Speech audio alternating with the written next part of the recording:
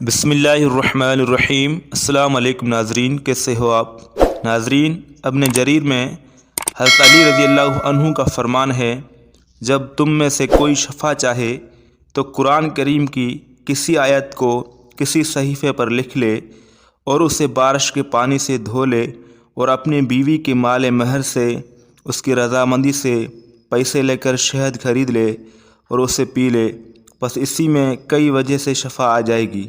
خدا تعالیٰ عز و جل کا فرمان ہے، وَنُنَزِّلُ مِنَ الْقُرْآنِ مَا هُوَ شِفَاءٌ وَرَحْمَةٌ لِّلْمُؤْمِنِينَ، یعنی ہم نے قرآن کریم میں وہ نازل فرمایا ہے جو شفا ہے اور رحمت ہے مومنین کے لیے۔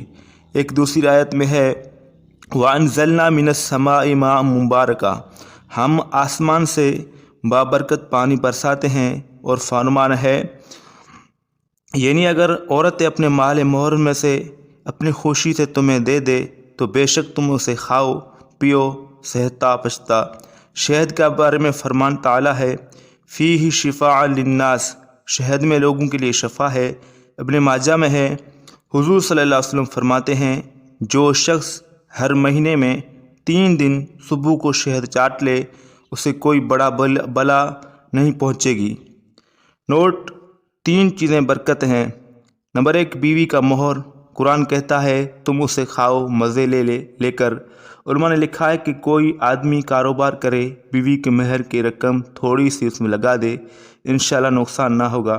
مہر کی رقم ترفین کے لیے خیر و برکت کی چیز ہے۔ نمبر 2، بارش کا پانی۔ نمبر 3، شہد۔ تو ویڈیو پسند، ویڈیو کو لائک کرو اور چینل کو سبسکرائب کرو۔ اللہ حافظ۔